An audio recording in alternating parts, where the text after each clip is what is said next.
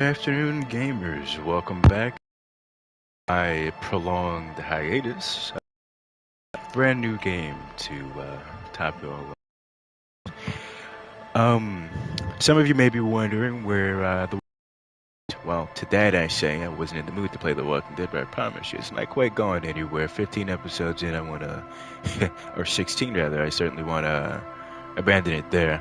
But I check in with the live stream and make sure that my microphone it's working quite well, and it does seem to be. So we're gonna hit new game. I had started this months and months prior, but I'm not very good at puzzle games. Anybody that are puzzles in general, as anybody who watched any of my other streams may note. Um, so I'm gonna be starting with a brand new game. I don't remember too many of the details, uh, but yeah. Alright, select our archetype. The first one is the thinker. Extremely intelligent, very bad with people. Knows interesting facts and comes up with original ideas. I don't think I'm going to be going that one because I typically feel more comfortable being a people person, you know? It's the easier way to go. I'm not very smart and I'll find it a lot more difficult to express that in role playing because I'm not very smart. We've got the sensitive archetype, very psychological, a magnetic personality, but very unstable. They might begin to lose his mind. And then we've got physical, extremely physical, interacts with the world through his bodies, gets things done, but about as dumb as a rock. Then I could create my own character, but I'm not too familiar with it, so I think I'm gonna go with sensitive. Um, who doesn't like a bit of insanity every now and again? Take a sip or few or two of my water. The fury is at home in the mirror. It is their address. Even the clearest water, if deep enough, can drown. By R.S. Thomas. There is nothing. Warm primordial blackness. Your conscious ferments in it. No larger than a single grain of malt. You don't have to do anything anymore. Sounds like a grand old time if you ask me. One thing I should note, this will not be an action-packed venture. Not from what I've seen. It's mostly going to be me walking around trying to put two and two together. So, yeah, if you're coming here for a guns a-blazing, my awful aim, I don't think this will be the series for you. If I do turn it into a series, it might just be this one. Just one episode. Ah. Never, ever. Never, ever, ever. Never, ever, ever, baby. Thank you, ancient reptilian brain. I appreciate that. I'll simply keep on non-existent. An inordinate amount of time passes. It is only void of struggle. No ex-wives are contained within it. What was that about the X something? An awareness creeps up on you. A mass lies hidden in your dead angle. Soaking in some lurid acidic sauce. It's bloated and shameful. A ball of meat surrounding you.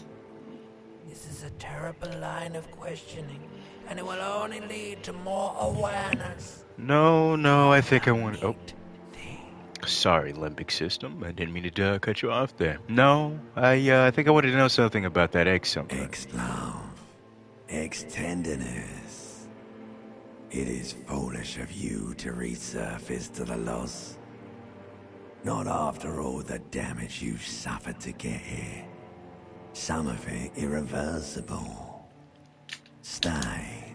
Sail with me through the abyss of pelagic zone. Now that is a word and a half, but I think I'd like to get off right about now. I like the pain and burning light and people wanting things, and wanting things from people who don't want to give them to me. Do you really? Yeah, I do. Let me You off. wouldn't like it if I told you what was back there. Why'd you think you had to bludgeon yourself into oblivion? Or did you not sense yourself marinating? Poured so much on yourself. Got a bit carried away, did we, Chef? Yeah. Fear and apprehension. You should ask what's out there first. Tell me, what's waiting for me? There's this giant ball there. And evil apes. And the evil apes are juking it out on the ball. You're one of them. It's basically all just evil apes juking it out on a giant ball. How small are the apes? Infinitesimally small. And how big is the ball? You can't even make out it's a ball when you're joking it out. It's that large. And this duking it out, you say? I keep hearing about it. What is that? Trying for resources. It's just a stupid expression you picked up somewhere. The part of the presentation you want to take home with you is this. You have to beat the other evil apes in the face. Or you lose. You know, that sounds rather sad. Yes, it is. And you drowned in that sadness a long time ago. I'm afraid I don't follow. What do you mean, drowned? You lost. And now I will open my eyes.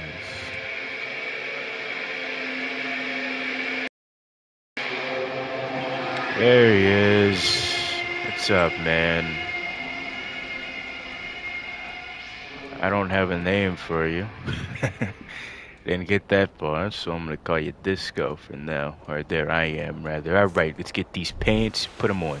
That's what I'm talking about. Give me that tie. Now, what is it you want from me? hear a jingle. Keys are clinking in the pocket of your flare-cut pants. Well, I'm gonna fish It him out. says, whirling in rags, on the aluminium keyring. There is a single key on the ring. The number 1 is etched on it. It should open the door. Good, good. Now, give me my tie. This fan has 2 chain pull switches. One ends in a tiny fan, the other in a light bulb.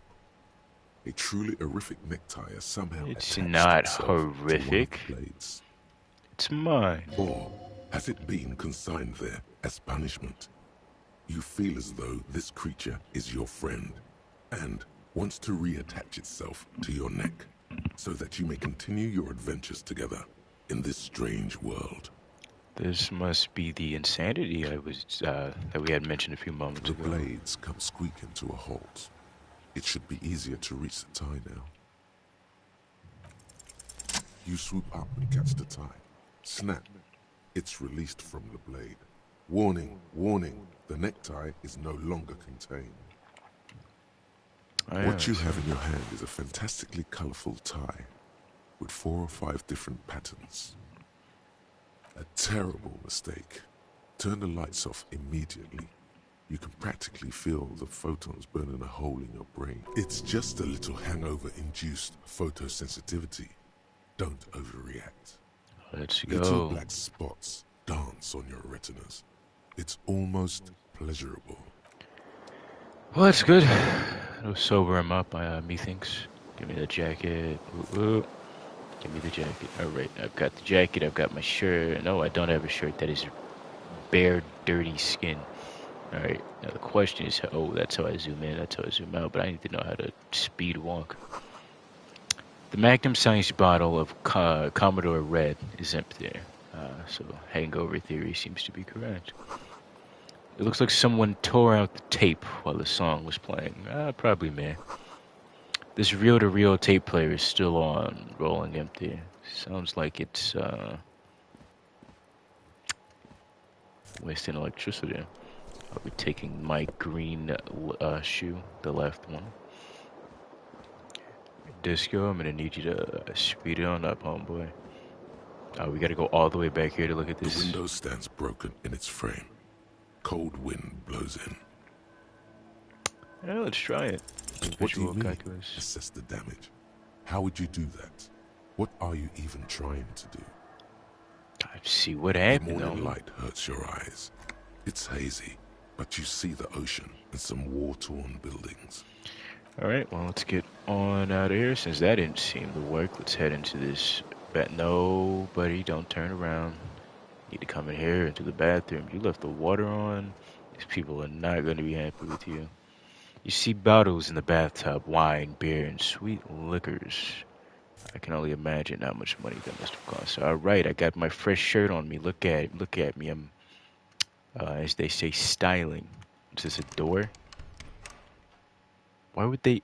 Why would you ever want to put a door leading to someone else's room? I would not feel comfortable A staying in mirror here. hangs above a bent and broken sink.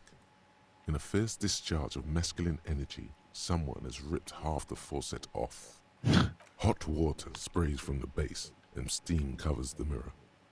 You cannot see yourself, just the outline of a man. Suddenly, you realize you have no memory of the face that awaits you there, underneath the soft vapor. Really, nothing. Really, all recollection of the person you are, the people in your life, and even the world you're in has drowned in a sea of blood alcohol. This was no mere night of drinking. It was a deluge of world-ending proportions. I think I'm gonna wipe As the you mirror. slowly reach your hand towards the surface of the mirror. Abort. You clearly have not thought this through. You won't like what you see there, and you will never unbecome it. Maybe I should touch it first. Make sure there's nothing wrong with my face. Yeah, there is definitely something wrong with it. What? What's wrong? Where to even begin? There is the bloatedness, then the swollenness. It's like there's an upholstery of alcohol underneath your skin. Okay, I'm Bet sorry. you are. Your nose feels like a small balloon in the middle of your face. It hurts when you honk it. It doesn't appear to be a particularly tiny nose either. Not with all the Look at drinks that it's portrait in the absorbed for bottom you. left. It's hideous. Well, at least my tongue is okay. It's not. It's swollen and snail-like, wriggling between your fingers. I can imagine tongues do tend to be moist. Anyway, let's wipe the mirror now. Behold, It's not that bad looking. you have no idea who this thing is, do you? This is the face of a late-stage alcoholic. Too late. You clearly have rigor mortis on your face. Or wait, is that an expression? Are you trying to make an expression with that face? Why? I have no idea why it's there. It just is. Please stop. It's horrible. You're scaring yourself. No. You can't, can you? It's like it's not even voluntary anymore. You have worn that grin into your face, and now it won't come off. What does it even mean? What is the emotion you're trying to convey? I'm insinuating that I'm I'm insinuating that I'm vaguely sympathetic. I think I'm sort of pulling it off too, in a sad has-been kind of way. There's some charm to it. There might have been, 10 years ago. It's little more than a cadaverous spasm now. Well then, I doubt anything bad will happen if I try. Like the rest of you, Right. it comes from a bad place, somewhere in the past. That's all you know for now. Come on, give me another one. It's too late. Like an image on film.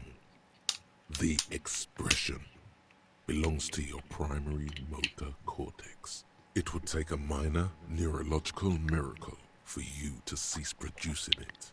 Well, since I can't do anything else, let us let the mirror be for now. Disco, can you please turn that off? It's whatever. It's like, oh, my bad, y'all.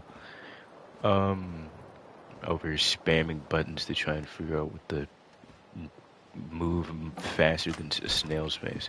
All right. Oh, it's just don't be in that room apparently. All right, close it back. Hello there, miss. Hello, officer. The young woman raises a cigarette to her lips. Officer, you say? Am I military personnel? No. She seems perplexed by your question. There's only one solution to this. You're a businessman.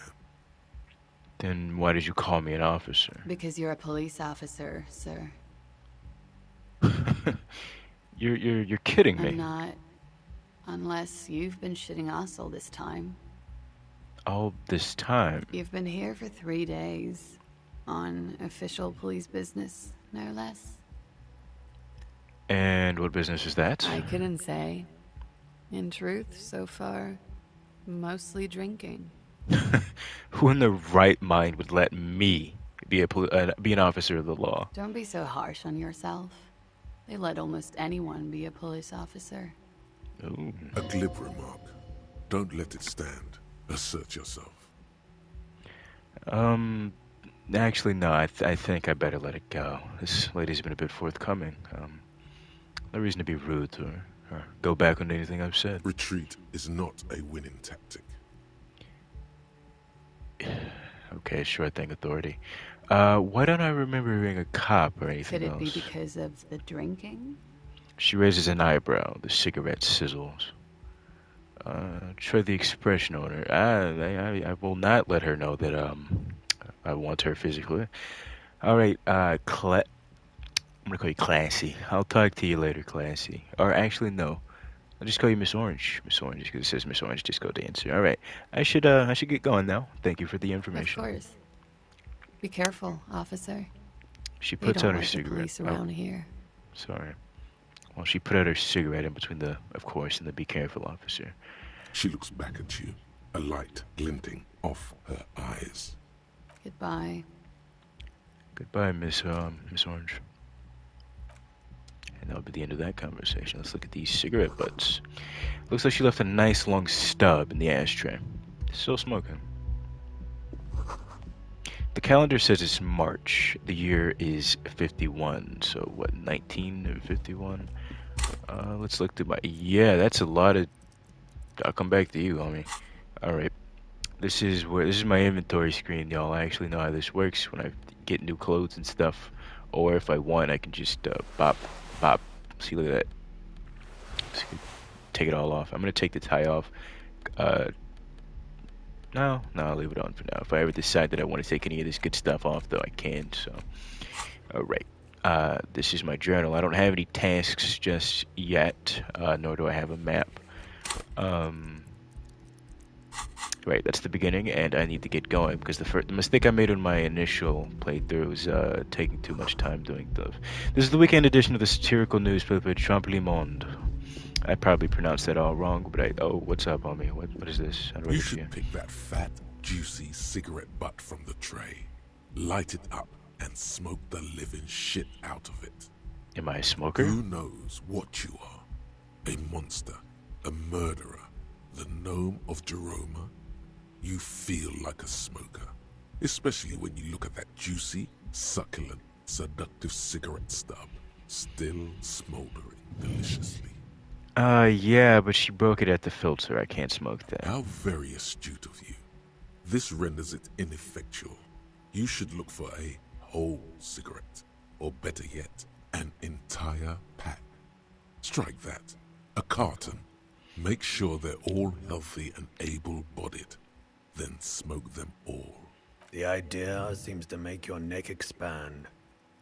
Suddenly, the garish tie feels very snug. Thank you, Mr. You Tan. could not do that. No one is making you. I'll think about it. Good. Thinking about yummy cigarettes in your mouth is the next best thing. Make sure you think about juicy sticks of tobacco all the time, though. It doesn't count if it's not all the time. And when you're done thinking about them, graduate to getting them. Plus, smoking them gives massive bonuses. Just getting that. Okay, on Monday I have to find smokes and smoke them for anyone that didn't read that in the 3 seconds I had it on screen. There's something on the table. Money. I gained 40 real. So what is this? France.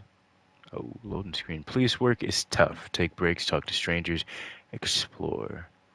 One thing you'll come to learn is that my abysmal gameplay skills seems to be that with my abysmal gameplay skills, that seems to be the only thing I will end up doing.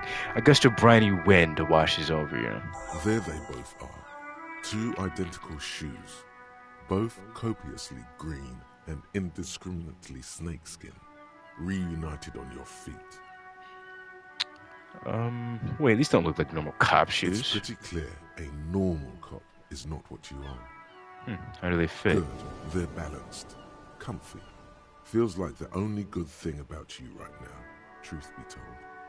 Thank you, composure. Yes. The smell of the sea makes you dizzy. I think that I'm going to avoid drinking and smoking to the best of my ability. It seems like this man is a man of exorbitant indulgences. And if it's up to me, I'll break him off him cold turkey. He can't do anything about it unless the game. No. Yes. No. Oh, I can't. Oh, okay. Nothing on the front page rings a bell. Strange. I'm not gonna bother Miss Orange. She can stay in her room. River Shoal is pronounced River Shoal. Orange is pronounced Oranje. Oh, I'm sorry. It's Miss Oranje then, not Miss Orange. I couldn't see how the lady's name is pronounced. Boom, boom, boom, boom, boom, boom, boom, boom. I love this song. Ooh, sugar booze. Alright. This is where the lyrics would be. A big old karaoke mic waiting for someone to sing into it. There's a speaker connected to the radio. The music is seasoned with You static. should totally sing karaoke here, the first chance you get. Your emotions need to be expressed. People need to know your vast, oceanic soul. My soul is modest. It's normally sized. Exactly. It's measured, level-headed, and it needs to be heard through a PA system by other people, whether they like it or not. Ram it up their ears, says your adrenaline gland. Violently express yourself. What should I sing when it comes to it? You have not yet stumbled on the right lamentation, but it's out there. It'll come to you. You will wreak havoc with it. Don't worry. I was thinking maybe I could sing something happy, get the people going. No. Don't sing the happy song. It's stupid. Sing the sad song. It's profound. You have to find something tragic to sing first, though. Alright, well thank you. I'll certainly get on that. Get hold of a sad song on tape. A man in his late 20s stands behind the counter, inspecting a stuffed seabird. As you approach, he gives you a sideways glance, then looks down again. That was disdain in his eyes. Even now he's purposely ignoring you. A competent work of taxidermy. The white and brown seabird lies among piles of coasters and drying mugs. One of its wings broken. The man is trying to mend it. Looks like the bird was ripped off the shield that was used to mount it. Most likely on a wall. Something about it makes you feel bitter. Can I help you with that? Look, your buddy is over there. He looks at the doors where a man in a bomber jacket is tapping his foot. Why don't you go and talk to him, okay? What do you mean, my buddy? He pretends not to hear you, concentrating on the bird instead.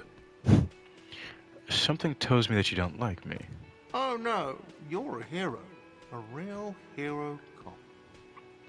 You're being sarcastic. Am I? Or did you ride in, take the body down, solve the murder, and not trash my hostel room? I'm guessing I didn't do any of those things.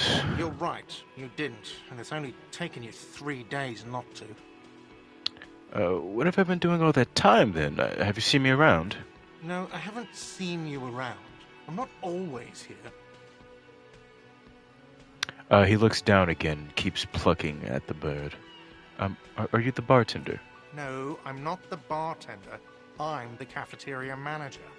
What's the difference? I have 3 cafeterias to manage. 3. Sylvie tends the bar here, not me. I'm only standing in. And where did this Sylvie go? She just, He shrugs. There's something there. Good. That's all you know for now. Thank you, mister. Gart, I believe his name is. What the heck is that? Healing eye, okay. This is a water cooler. A large bubble is rising to the surface. The menu has been wiped clean. Only the word Monday is written on it.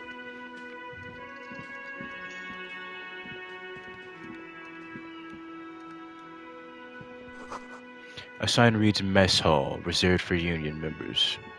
Doors open at 16 o'clock. The soft purr of an electric juicer comes from the kitchen. Someone is working. The door is bolted. A sign reads Kitchen reserved for personnel until 13 o'clock. So 1 o'clock. Hello, sweetie. You shouldn't keep your colleague waiting. She nods to the man in the orange bomber jacket. This is this Royale pinball machine is unplugged. Hey there, dude. A bespectacled man in an orange bomber jacket is tapping his foot on the floor. Looks like he's waiting for someone. As you approach, he narrows his eyes and extends his hand in greeting. If an assault were launched on this building right now, if the windows came crashing down and the whole world descended upon you, this man would hurl himself in death's way to save you. Hello. Oh, sorry. I'm Kim Kitsuragi, Lieutenant, Precinct 57. You must be from the 41st. His grip was firm. You realize he's waiting for your name. This is your chance to come up with a really good name for yourself. Get creative. Conceptualize. Could certainly try. Raphael Ambrosius Cousteau. It's very cool, but when I come off like that word, if I call myself that, oh, there's a fourth option, but You instinctively run your hand over the multi-patterned silk of your tie. Its slickness gives you comfort and Don't worry!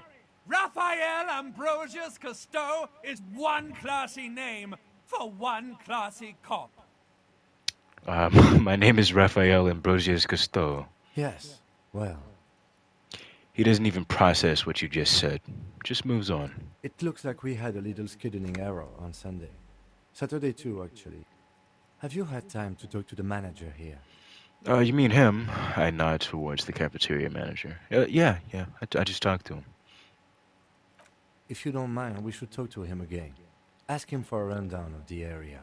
Now that I'm here as well. I understand the scene is out back, right? It also wouldn't hurt to assure him the police are finally here. In full force, I mean. Have you mapped out the initial interviews? I haven't. Okay, we'll have time for that after we take a look at the coroner's case. Have you removed the dead body from the tree? No. So, the body is still in the tree. this is the first time you detect a weariness in the lieutenant's voice. It is obvious he would have preferred for the body to no longer be in the tree. Where it has been hanging for 7 days straight. We should go there as soon as we are done talking to the owner. But I can't remember anything. I can see you drank last night and the night before, and that you are still drunk now. But I have seen officers go through worse. Much worse. If you need something for your headache, there is a general store nearby. But as I said, the dead body should be our #1 concern. A painkiller would be good about now. This thing is pulsating with discomfort. The best cure for a headache is, of course, morphine. They won't have that. So cigarettes will have to do. Let's get going then.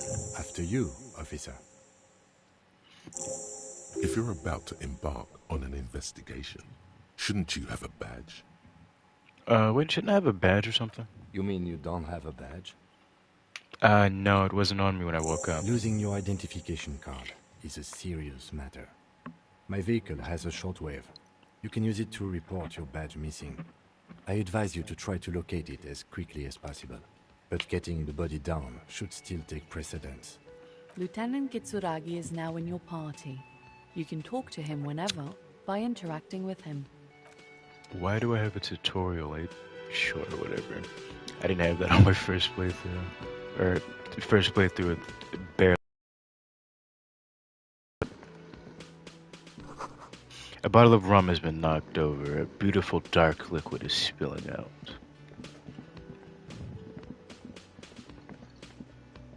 Hey, The man with the unimpressive beard notices you approaching. He drops the ledger he was holding and turns to the lieutenant. Mr. Guard, right? The lieutenant You glances run into his this little place. notebook. Yes. I He am responds Ken to his Kitsuragi from Precinct 57. This is an inter-district investigation, so joining me from Precinct 41? As I said, I'm Detective Raphael Ambrosius Cousteau. Right. Now, I know it took us a while to arrive at the scene. It also took you a while to call us and report the dead body. It was you who placed the call, yes? No, I only just got here. It was probably Sylvie who called you. She usually works the bar here. I'm only temporarily taking over her duties. Do you have her number? As a matter of fact, I do. He looks behind a pile of coasters, finds a slip of paper, and hands it to the lieutenant. You said you just got here. From where? Are you a local? What, of Martinez? No, I live in Jamrock. I only sometimes come here to keep an eye on the place. This is just one of the many, many cafeterias I manage. But you still know your way around, yes? In case we need directions. Yes, I know where some things are, but as I said, I don't live here. I just used to work here. And I'm not going to start working here again, if that's what you think. I didn't imply that. Detective, Yes. I have everything. You? You mean... you mean do I have questions? Ask them. Yes, yes. He means, do you have questions for me, like a police officer would? The cafeteria manager is clearly agitated again. Why did Sylvie go away? She went away because none of your business. This is the second time you've avoided the subject. Oh my god, what is your obsession with this Sylvie person? Get over it. Maybe do you it's know? he who's obsessed with this Sylvie person. Certainly sounds like it. Who killed him? I don't know who killed him. I'm not the police. That's your job. The Another lieutenant question. turns the page in the little notebook he's been scribbling in. That'll be Let's all. go. Not so fast. You owe me 130 real. If you look down beside the time where it says 8:54 on day one, I only have 40 cents of real. No one is saying the multi-pattern necktie you found tied to the ceiling fan can talk. No one. It must be merely imagination. But Let's bail! Time to push the eject button! Sounds like a responsibility! You don't like those! no, don't listen to him. It's madness. Just talk. What's real? Oh, excuse me. You owe me 130 real. real. He pronounces the R with a mock aristocratic accent. The IIR, or Inter-Isolary Real, is the global reserve currency. Whatever part of the world you're in right now, it's safe to assume he means you owe him some money. Oh, okay, I understand. You mean I owe you some money? Wow, you're a genius. Yes, that's right. Money. You owe this establishment 130 real. He points to the red ledger on the counter. Who does that clown think he is? Arrest him! Did I just hear my tie speak to me No one is twice? saying that! No one is saying that Ty can talk! That would be ludicrous! It's just that you should arrest him! It would be wiser! He wants to take your money! I'm not comfortable with this, and as I try to somehow tuck the tie away. The lieutenant watches you fiddle with your horrific tie. Sweat stains forming under your armpits. He puts his hand on your shoulder. If you don't have the money, it's okay. None of us are in this for the wages. That's cop 4. I haven't offered to pay because I don't have any money either. Alright. But what exactly is money? What are you, a philosopher? Actually, I might be. Money is what grown-up people use to pay for things. Things like this hostel room, or 8 bottles of potent blend, and 9 packs of Royal Extra. We use it for everything, really. Interesting. Yes, yes. Where do I get it from? Are you serious? From your work? I don't know. You can take bribes, I guess. I'm sorry. I don't think cops can take bribes. Some do take recompense, but only to survive. Okay, right. So why do I need it? For survival, to pay me. Unless you want to become a hobo. Do you want to become a hobo? There's nowhere else to stay in Martinez, and it's a cold spring outside. Money doesn't make you happy, but it lets you be unhappy for a while longer. If you run out of money, you die. It's like that for all of us. Me too. That's why I need you to pay me. I'm not an asshole. He said that mostly to himself. All right. So there's coins I found upstairs, right? Is this money? Yes, it is. Okay, Lee, let me count it. Let me just shuffle through these really quickly. All right, okay. All right, so that's 10. That's 10 plus 10 plus 20. That equals 40. Yes. I think I'm doing my math right. All right, I'm now down to 90, right? No, you see, that's 40 cents. Cents are a form of currency 100 times smaller than the real. I'm not even going to take this. Come back when you have 130 real.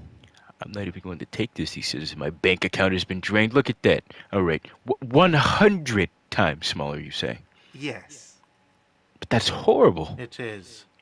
He stands silently looking at the coppers on the counter. For a moment, his antipathy is overcome by compassion for the sheer smallness of the money. He demonstratively suppresses a world-weary sigh. So, what exactly do I owe this place for? Let's see. 3 nights at a tariff of 20 real comes to 60 real. Then there's the window you annihilated. The hole in the window was the first thing I saw when I came to work. So don't try to tell me you didn't. That will be 40 real in damages. Another thing you've annihilated is half the bar. You've run a tab of 30 real. Actually more, but we'll round it down to 30 for your hard work maintaining the stability and order of Revachol. That's 60 plus 40 plus 30 equals 130 real. And yes, real is still money. Okay, all right. So what exactly happens now? I'm sorry, but he has to pay. I can't let him stay here any longer if he doesn't. If he doesn't have the money by tonight, then... Officer, maybe you're better off working this from home for now. You live in Jamrock, right? It's not that far away. I don't exactly remember where my home is. Officer, you really need to take this up with your station. I have a shortwave radio in my car. Call them, ask for assistance. We have to get this investigation started now. Good luck. The man wants to say something, but then thinks better of it. He ends up saying his good luck that he just said. By the way, where is home? The address is coming up blank, and this place sure isn't it. I really don't remember. But you've been at this hostel cafeteria for only 3 nights. Where were you before? You had to be somewhere. I don't know. Near? South, maybe? You don't really know, do you? I have only a vague blackened image. A vague blackened image doesn't sound like somewhere you can stay if you run out of money. Can I trace the way back somehow to the exact street, the exact number on a building? You can try. Run some addresses in your head when you get the time. Maybe a street or an apartment will appear. Now, how do I do that?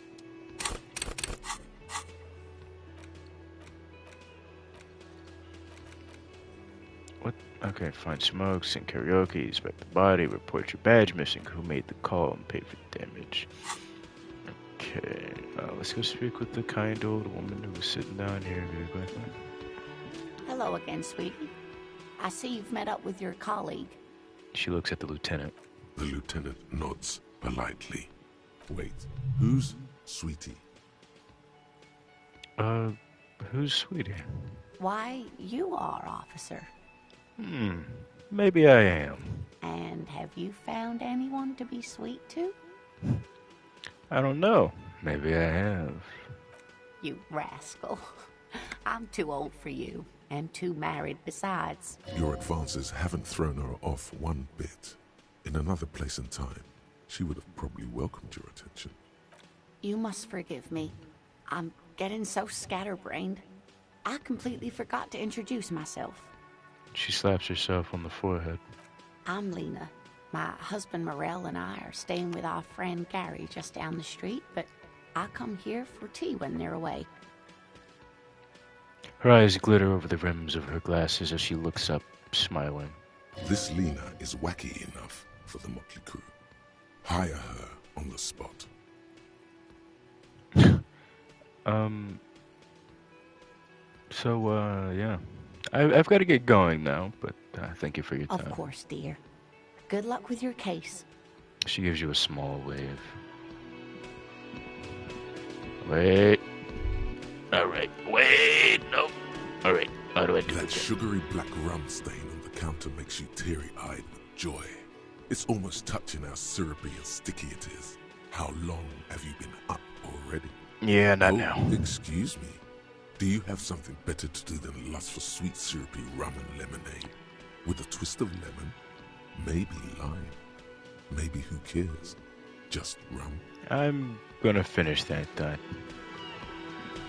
The man is sleeping at the table, wearing mud-caked boots and rolled-down overalls.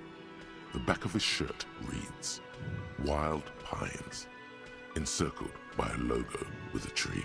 On the counter, rolled out of his open hand, you see a blister pack of headache. Lieutenant, who is this? No idea. Looks like he works for Wild Pines, the logistics company who owns and operates the harbor. Why is he sleeping during the day? Possibly because there's a strike going on in the harbor. There's not much to do aside from drinking and sleeping. Okay, let's try and wake him up. There is only one way to wake this bone idol from his slumber. Roar Oh, like I a didn't want to. hurricane. Okay. Rip the buildings from the earth. It wouldn't be mean to him. I just want to like shake him away. No words, just a primordial scream. Yelling man.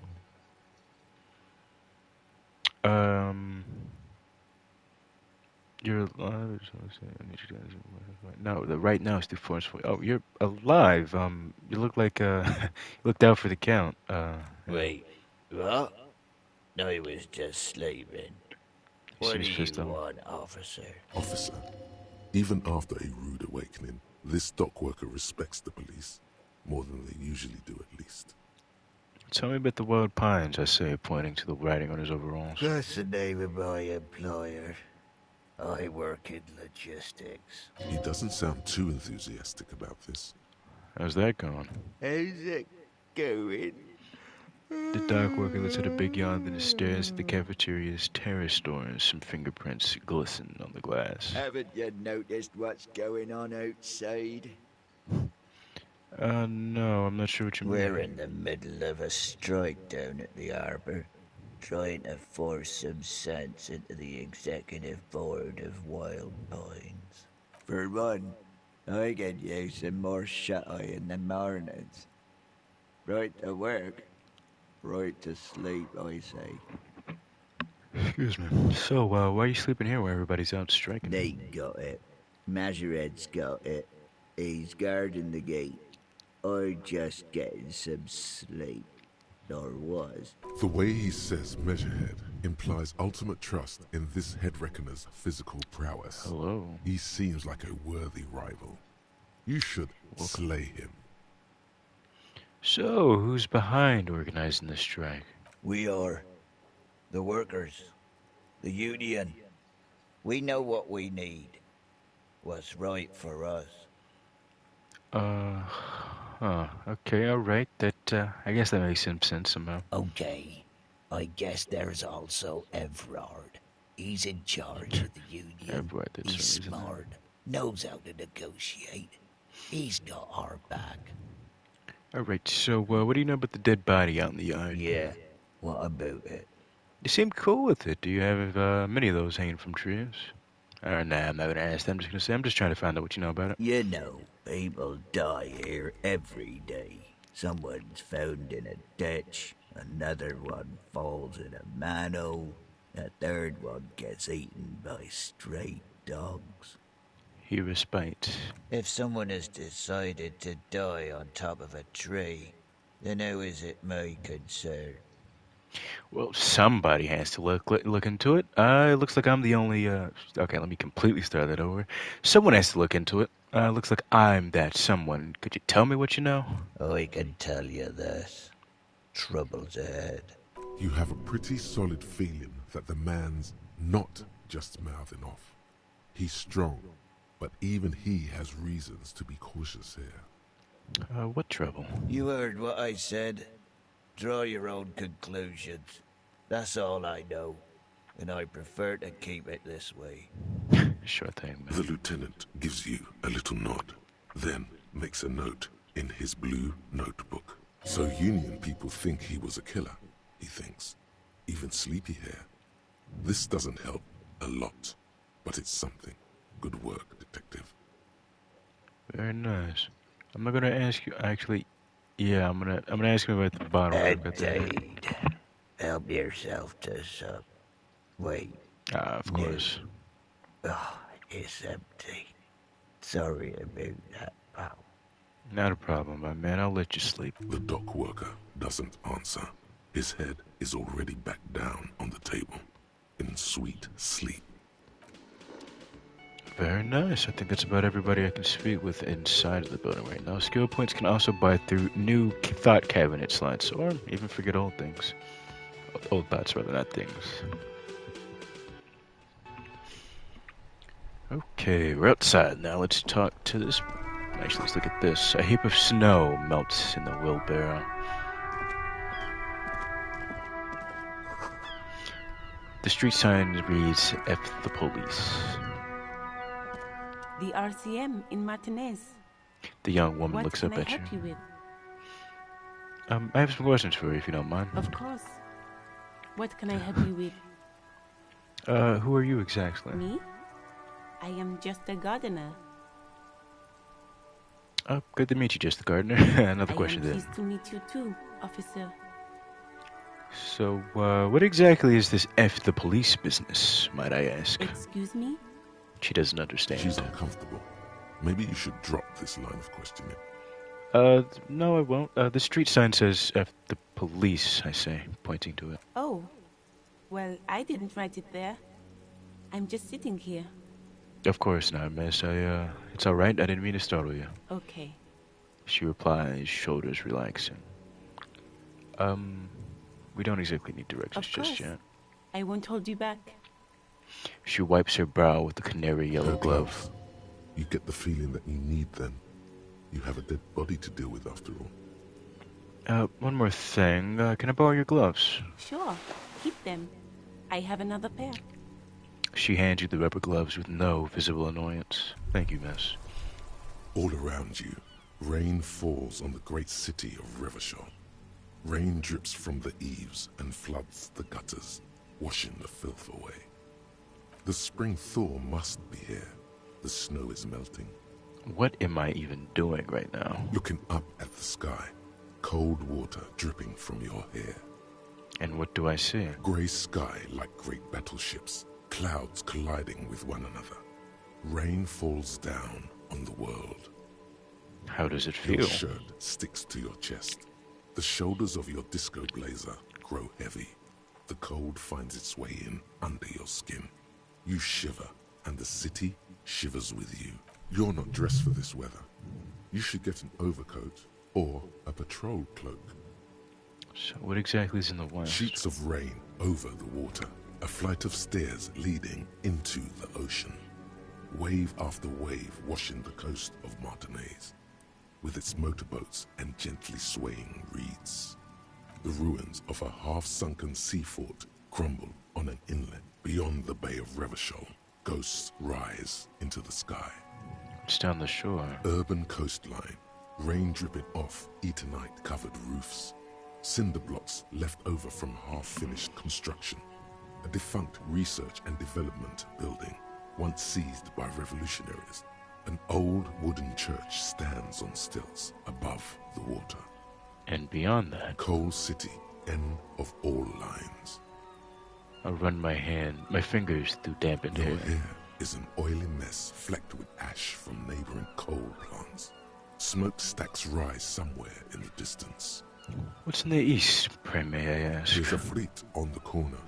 A plastic coat is folded into a small triangle under the counter by the window.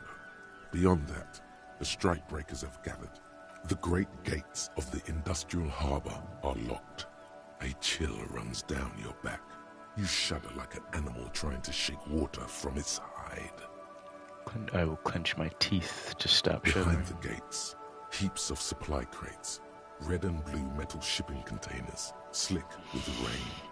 The Greater Revachol Industrial Harbor is an artificial mountain range. Immense wealth resides within, and immeasurable poverty in its shadow. And before that? You, on the Martinez Plaza, a small dot looking up at the sky. Droplets form on your eyelashes. Beyond. La Ducienne, King Dries passenger harbor. Cruise ships flanked by dock arms.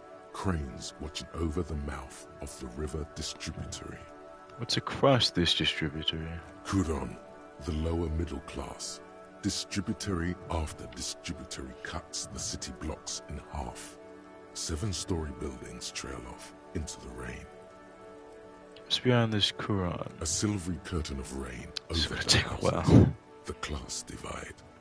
What's in the north? Capeside apartments. Tower blocks crowd one another. 4.46mm bullets still lodged in their war-torn stone wall. Hallways collapse from the mortar hits of a war that was lost long ago. Clotheslines go to waste in the rain. Radios play. Kim is probably wondering why I'm just standing here staring. And closer to here. A yard. Rain falls onto the roof of a woodshed. Coal leaks into a puddle beneath a dead man's feet. He swings from a tree, bloated. Droplets of rain slip from his cold cheeks. What's in the south? A traffic jam. Rain thrumming on the roofs of motor vehicles. Inside, drivers watch water streaming down their windshields. The statue of a king shudders. He too is cold. The canal bridge has been raised. And what, pray tell, is on the other side? The road ascends. A raised motorway loops above the ghetto. Beneath its concrete columns, a sea of rooftops, woodwork, and tar stretches northward. 4-story buildings as far as the rain can fall. The snows melt in Jamrock. What's Jamrock? Revachol is the capital of the world. Jamrock is the capital of Revachol. Droplets form on your eyelashes. It's home. Where the hood at? Why am I not there? Shudder, look further. I'm gonna ask where the hood at. Why does he even know this song? Would it have been out in whatever year 51 is? The brother in the cut. Where the hood at? Ooh, yeah, I like this. Very nice. Why am I not there? To be in Martinez, where no one goes, at the runoff point of a long-forgotten canal, in the whitest part of town. In the shadow of the day the revolution fell. What am I doing here? Standing in the rain, looking north, where Jamrock Rock City stretches inland. Shudder. I shudder, looking further. In the rain-swept distance, above the rooftops of Jamrock, a repurposed silk mill stands perched above the motorway exit. Precinct 41 hunches in the rain. Satellite officer Jean Vichmer rushes down the precinct stairs, umbrella in hand. It's unopened. He doesn't seem pleased about the spring rain. On the bridge, officers Torsen and McLean are standing guard. Torsen wears jeans and a fishnet wife beater. Satellite officer Vichmer passes by, and the young man remarks to him, "Where's your homo, homie?" What? It's not like that. They're what is called heterosexual life partners. They have a battle-tested relationship. A brother bond, if you will. Bruder. Huh? Yeah. He opens his umbrella, but the wind ultimately turns it inside out. Hetero, sexual, life, partners. Funny apery. Male-centric workplace humor. Have you seen him? Is there something wrong? No, nothing. It's just... Judith went to his place and found the Monday mail unopened. I think he's still there. You didn't drink with him over the weekend, did you? That would be irresponsible. With that animal? Never again, man. What is he, still down there? In, south of the Looks like it interchange? stopped raining. What was it? In Martinez. He's in Martinez. Oh, are they talking about me? Wow, okay. Your vision blurs. You wipe your face with your hand. The rain stings your eyes, making you look up and blink. I want to clarify that I've never done this part, not my own. I wasn't this thorough. What's above? Coalition aerostatics hang like apparitions under the cloud cover. Way up there, where rain forms, rotors flutter silently. Your sight clears. Mother effer, I say, finishing my This thought. rain will not let up anytime soon. You should get a raincoat. There's a It's not raining trees. anymore. They sell them there. Kim, it's not raining anymore. What are you talking about? Oh, there it is. I can still hear the rain, but the rain doesn't seem to be whatever. Alright, let's put those bad boys on. Come on. Give me my... Yeah! Get some gloves. Yeah, let's go call the precinct. Before you stands a motor carriage. The bodywork is covered in blue and white livery, bearing the number 57. Vapor emanates from the large engine on the back of the vehicle. It hasn't had time to cool off yet. In the cabin, you are welcomed by a set of steering levers, a radio microphone on a hook, a pull-out toolbox under the seat, and the soft glow of the fuel preheater gauge. I pick up the radio. The tableau lights up, and the green button labeled Prime Line glows like a feline eye. And then you hear something. The soft purr of electrical kittens, radio waves cast far and wide over the metropolis. A woman's voice greets you through the static. This is Precinct 57. Hello, Lieutenant. How may I assist you? No, that's no. Hello, Alice. Please assist our colleague from the 41st Precinct here. I'm putting him on. Hi, Alice. This is the officer from the 31st Precinct speaking. It's very nice to meet you. This is Officer Alice Demetri, Precinct 57. How may I assist you? Alice, could you connect me to the 41st Precinct? I have something that I need to report. Just a second, officer.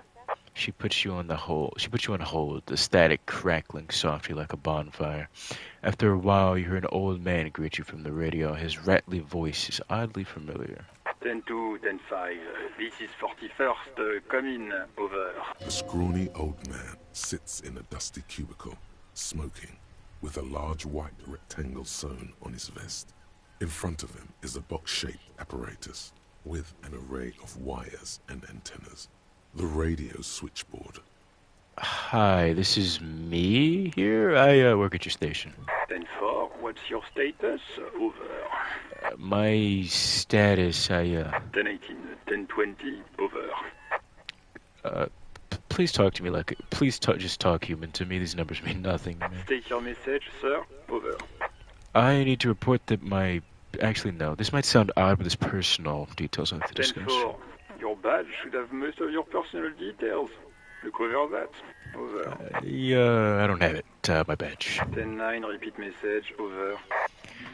My badge, I can't find it anywhere. Basically, it's gone. 10-4, message received. This is a very serious situation. I need to 10-22 the captain. Over. 10-22, Captain. This sounds bad.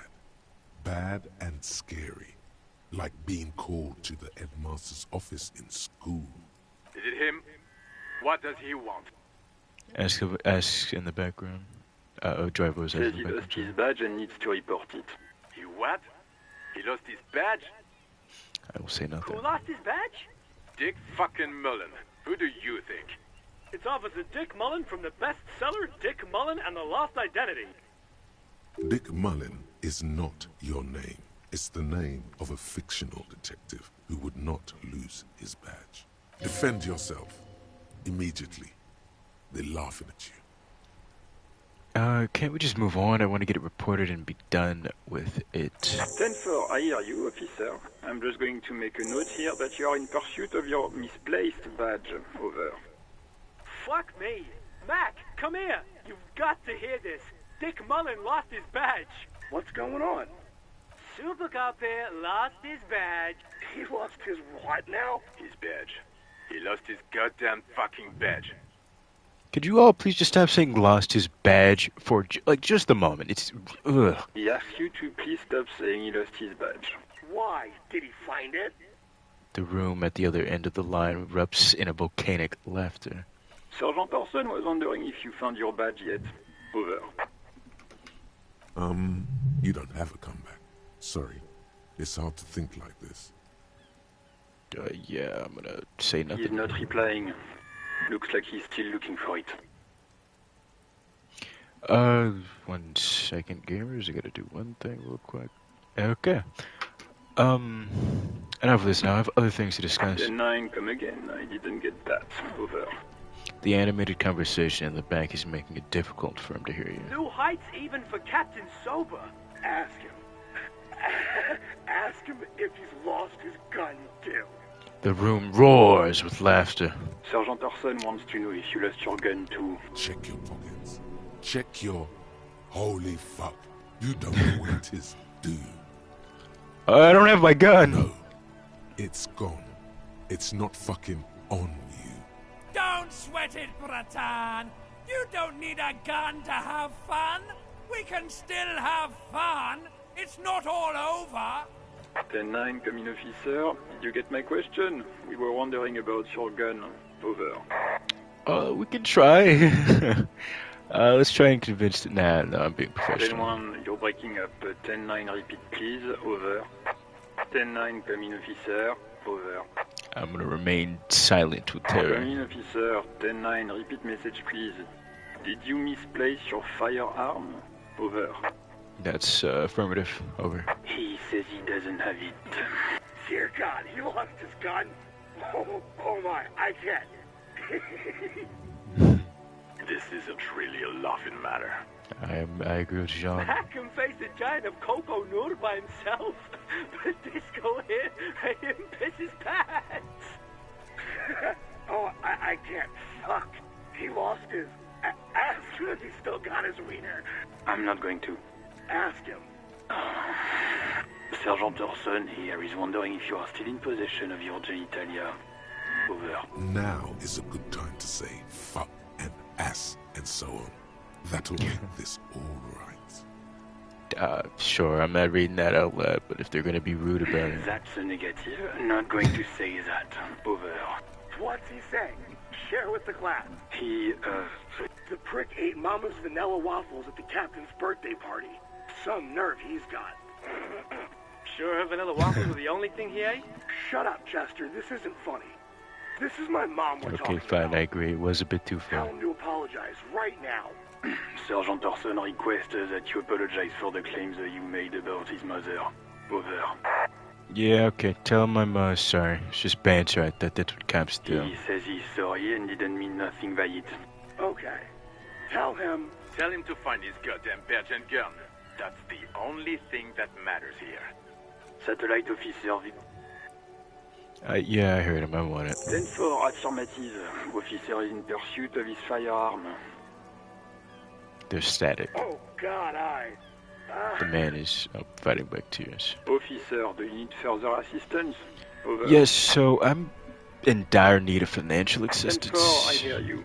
I don't have the authority to grant your request, but... What does he want now?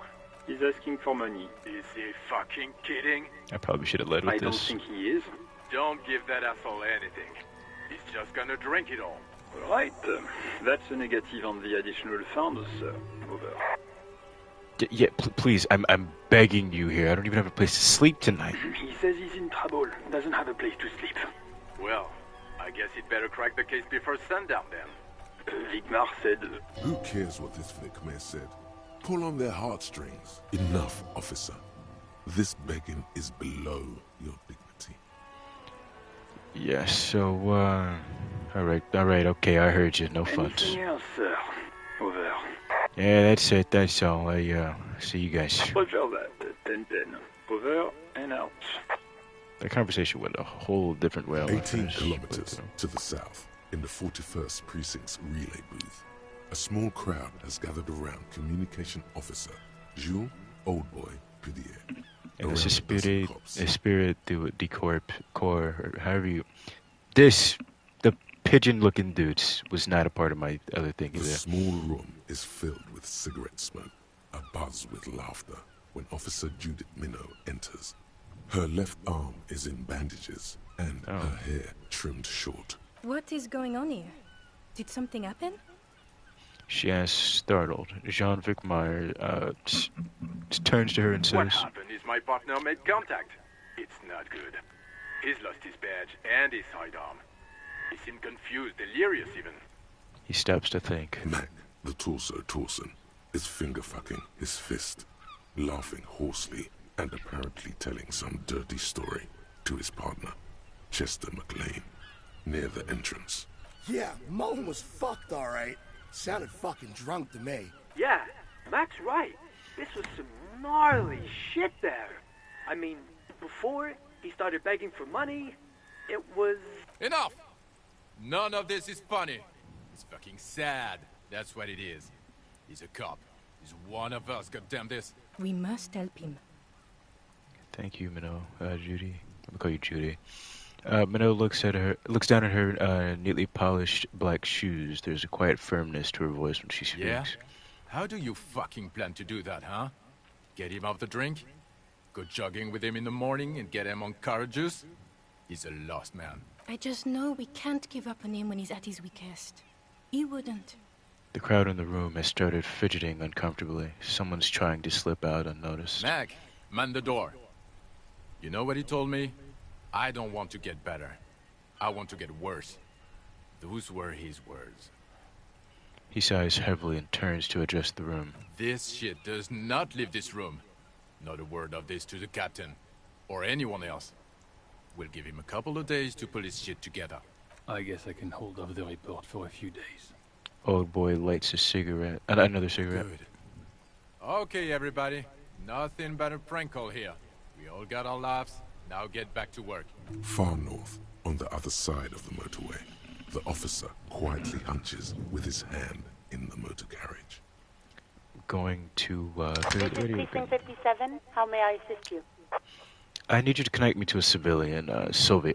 She may have reported a murder. Of course. What is her number, officer? Kim, didn't Gart give you Sylvie's number? Yes, hold on. Her number is 005 1944 298. Received. Hold on, officer. Start slapping a marching rhythm on your thighs. Give it a minute. She might be busy at the moment. Takes a bit to get to the phone. Just wait. Relax. Officer, I have Sylvie Malaika on the line for you. Yes, hello? Hello, this is the police calling. I have some questions about your, last days at work. Oh, right. Hello, officer. What can I do for you? You can hear resentment in her tone. She's not thrilled to be talking to you again. There is no resentment in her tone. She wants you to ask her out. No question about it. Of course. Was it you who called the police? No, not me. Well then do you know who did? No, sorry. I don't. Not a lot of people have phones around here. Copper thieves take the wires. People don't have the money to have the cables put in again. They use the Union's phone, or the one on the coast. It was someone else. We'll find them sooner or later, officer. It just might take a while. Okay then, but why didn't you call? Didn't the corpse around your workplace bother you at all? What? Of course it bothered me. But I thought the Union already knew about the corpse. Mm-hmm. And what does the Union have to do with anything? No one calls the police. The Union would get angry. What do you mean by that? You know, what the Union says goes. People listen to them and they take care of their own, which is like everyone here. Garbage.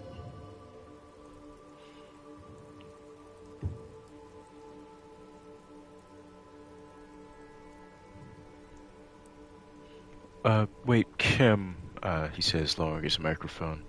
Is she speaking the truth? The Union is the law around here. Legally, no. In reality, yes. Martinez is de facto policed by the Dock Workers Union. Words are not necessary to feel the discontent for the situation. I see. It looks like there's a limit to my authority here, then. Okay, then. I see. Maybe there's something else you can tell me about. I don't know what to tell you, officer. I didn't call you because I didn't want to get in trouble with the others. With the union. I'm sorry about that. Okay, yeah, sure. That's fine. Next question, if you don't mind. Yeah, go on. You quit your job at the Whirling. Why? You mean why did I leave the bar? Honestly, I'm not really comfortable discussing it with you, sir. Wait, why aren't you comfortable with discussing it with me? Is it because of something I said? Let's just say I left because I needed to get away from someone. Alright, I won't push you on this. Are you ever coming back to work? Maybe, I don't know. I just know I have to take some time off right now. Have you, sure. Quick question. Have you seen my badge? I know who you are. You're a police officer. The law. Wait, how did you learn I was a police officer in the first place? You told me back in the Whirling. You told everybody, and so does your badge. I don't need to hear about it anymore. Sure, I'm sorry for any distress I may have caused you. My badge is missing. Have you seen it anywhere? Oh, no, I haven't, sorry. Real policemen have uniforms too, by the way. Where's yours? Kim doesn't have a uniform and he seems fine. Real to me. He's in plain clothes, voluntarily. It's different from not knowing where your uniform is. There are officers who wear the signature Perseus black uniforms to the highest ranks in the RCM and end up buried in them as well. Others do it more casually. Looks like you're one of them. Have you happened to seen my gun, by the way? Please, no. Not this again. Everyone saw your cool gun, detective. Oh, jeez. I sound like a real piece of work. I showed you my gun. When did it happen? You're trying to impress some people with it. Everyone was eating, and... Sounds like it's going to be bad. Do you really want to know? And what? What did I do? You were waving it around in everyone's face, begging them to describe it. You said it calms you, Yikes. And then you started making suicide jokes. It got pretty graphic. Some poor sod was trying to eat his pudding while you were screaming, spit flying, imitating the mercy shot right next to him. Spat some in his food. I don't think he touched it after. People tried to back away from you, or even slip out of the door. But you screamed. I am the goddamned law, and you have to listen to me. You are all suspects in a murder investigation. Oh, I wish I could apologize, but it's just not an option. Okay, I don't know what to say. Me neither. Yes, but what happened to my gun? Do you happen to know? No idea. All I know is next you were waving around money instead, saying things like big bucks cannot lie and guns can't buy money, but money can always buy guns. It almost looked like you pawned it. But believe me, I did not ask. Yeah, have you seen my police uniform, perchance? Uniform? I never saw you in any uniform. You had your things on. The disco things. Somewhere in a dank rental apartment, two police officers stand in the dark. Trash and liquor bottles cover the floor. Things are not good. One of the men, trying not to slip on old newspapers, makes his way to the window and pulls the curtains apart. Roaches scatter as the light comes in. God damn. Officer Michelle Elfboy Williams speaks to himself. His partner, Sundance Fisher, looks at the patrol uniform he's wearing, then at an identical suit frame on the wall. It's blue and covered in dust. Let's get the fuck out of there. He turns to Williams. He hasn't been here in days. So it's back at home, then. I think I've gotten everything I need. Thank you. I do hope so. Please, don't call me again. Bye. Wait, what does she seem angry with me? Yes, you have obviously done something to upset her at the Whirling in Rags, when she was still working there. Wait, before you go, you're mad at me, right? Please, tell me, what did I do? I can't remember anything. I'm not mad, it's just... You were so drunk and so emotional all the time, and then the skewer thing happened. It just made me want to quit. So you're telling me that I was the one who made you want to quit? Yes, obviously. You were the worst client I've ever seen. And I have seen so many assholes in this place. I've had sailors fighting, union guys grabbing my ass, kids stealing booze. Once a guy was glued to the karaoke machine every night for 2 months. But you, well, you were worse than all of them. Honestly, you were getting borderline aggressive. Honestly, that sounds apt. Even about little things like not turning down the volume at 3 a.m. I even liked one of those songs you kept listening to on repeat. No more. I hate it now. Hold on. Which song? We Go On by the O.O. I can't listen to it anymore. You've turned it into a parody. Sorry. Sorry about the song. To hell with that song. Then there was your room. Your project. An experiment to see how bad it can get in there. I tried to send the cleaner, but you wouldn't let me. Threatened to make me understand. I had no idea what you meant, and I don't want to know. And then you screamed something about how you're a piece of shit human being, and why does anyone even let you work as a policeman? That you'd fire yourself, but you can't even do that. I'm sorry. And then I had to deal with your toilet. The one you clogged with police documents, causing water damage downstairs in the kitchen. I won't even mention you waving your gun around, harassing customers, threatening to sing karaoke, threatening to kill yourself. Wait. Police documents? The ones I had to rent out of your toilet. What happened to them? Damn it, I don't remember what I did to your damn papers. I don't remember every little thing I do. Resentment gives way to the concern in her voice. She's worried she might have accidentally done something bad. Then she remembers it's you. Especially when there's a hurricane loose. It's your fault for losing them, not mine. Something in you wants to immediately forget about this, as if there was a reason you threw them away. Okay, I get it. I wasn't a very good tenant. No, you really weren't. You were simply the worst. I am truly sorry for everything, Sylvia. God, I knew I shouldn't have brought it up. Just try not to call me again, and let's pretend it never happened. Sure, right. Thank you for talking with me. I'll go. Take care. You hear a sigh of relief on the other end of the radio. Wordless, the call breaks. Then, the already familiar voice. Anything else I can help you with, officer? I'm done with the radio for now.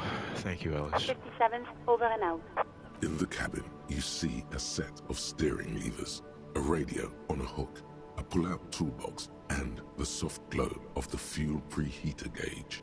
A metallic drawer slides out from under the seat and clicks into place. The tools inside are neatly organized. Take what you need, officer. It's going to be a long case. I'm not protective of my tools, like some men are. He's clearly a little protective of his tools. But what can you do? Work is work. The pry bar feels nice and cold in your hand. Heavier than you'd think. Cold and heavy. Like truth. You feel like you're reunited with truth once more. Useful for opening all sorts of doors and lids. The handles are long and sleek. Snap, snap, go the cutters in your hand. It's robust, weatherproof, and well-made. Police issue. Blue. Lets you see things in the dark you would otherwise miss. The pull-out toolbox slides back into its nest. Preheater gauge casts a warm glow on the steering levers and the radio on its hook. I'll close the door for now. That took quite some time, but this isn't exactly the most fast-paced of games. Oh, okay, I can. Can I do this? Well, it seems fine enough as is. Let's focus on something that I'm not too... Okay, I can't do that again. Oh, did I put all of my points into it? Sure, I'll accept all that. Alright, so I got these tools. I'll walk around with the flashlight in my hands. Okay, that seems excessive. I'll walk around... No, come on now. I'll walk around with the crowbar. I'll walk around with these two things in my hands. If it ever gets dark, I know what to do. Alright, no, that's the wrong way. Alright, okay. What does this say? Pigs Go Home. The street name is illegible. Well, the corpse is back here. What's in here? There are bottles inside. You can pick them up if you had a bag. Rudy St. Ghislaine 8B. Let's head back here to the,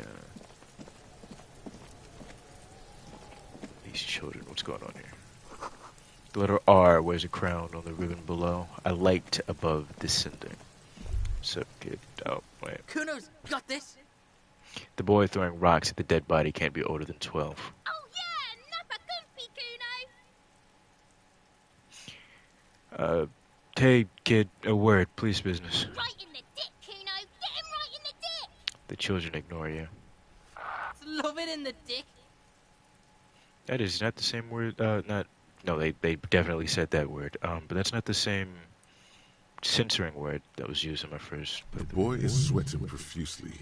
His eyes are like two black holes and his jaw is twitching as if trying to break free from the empire of his body. Yeah, stop using slurs in my crime scene. That's, not how we do it. Can't talk, pig. Shit's coming up strong. Throwing rocks. Shit coming up strong. That sounds good. Joyous.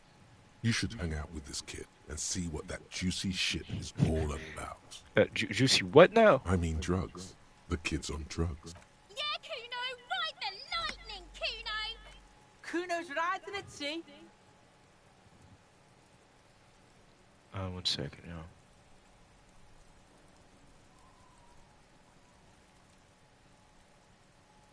The rake, Kuno.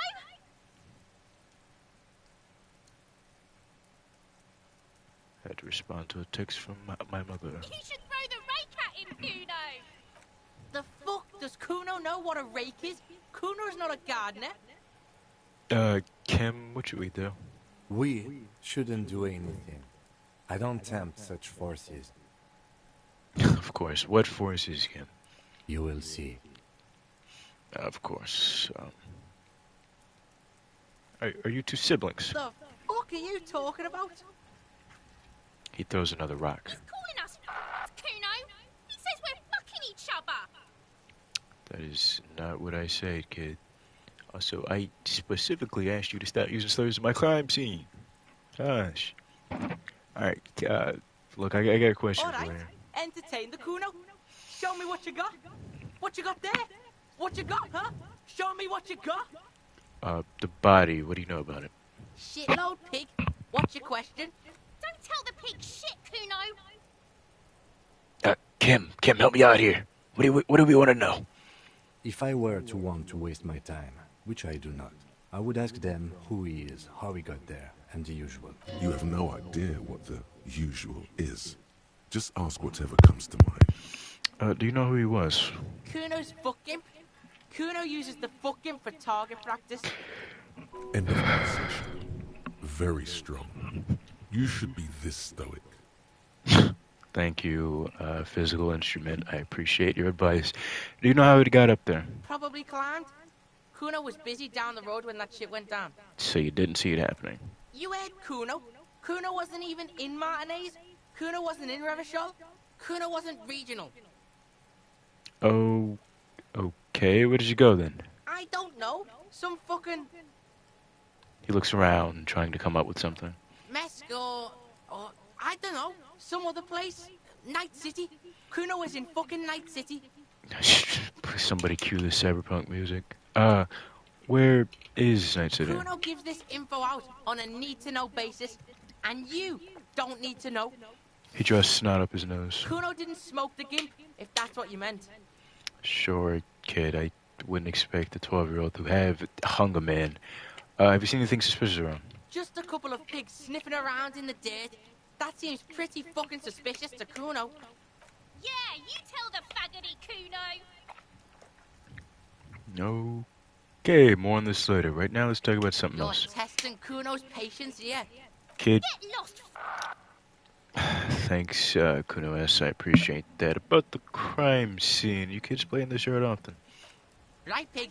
This is where Kuno plays with his little wooden choo-choo. What do you want with it? Might have some questions later. For now, let's talk about something else. Yeah, whatever. Kuno doesn't give a shit. Okay, I gotta ask, who's Kuno? Kuno's Kuno, pig? The boy points to his chest with both thumbs. Kuno. Primal. Violent. So you refer to yourself in the third person? The fuck are you calling a third person? Kuno's the fucking first person? Kid, you gotta, like, He looks go to slightly school. confused, but proud he came up with that retort. But right as he's getting distracted, you hear a malevolent hiss from behind the fence. Watch out, Kuno! He's trying to fiddle you! He's gonna put his hands on you! What are you on about? The thing behind the fence starts squealing, shrill and violent like a fire alarm. Help! Pig's got Kuno! Help! Ray! The sound gets louder as the child shouts at the windows overlooking the yard. Help! He's got the Kuno, help! I'm not doing anything, see? Yeah. Everybody! Escalate, Kuno! His dick is out! Pig's in here, Kuno! Somebody, please!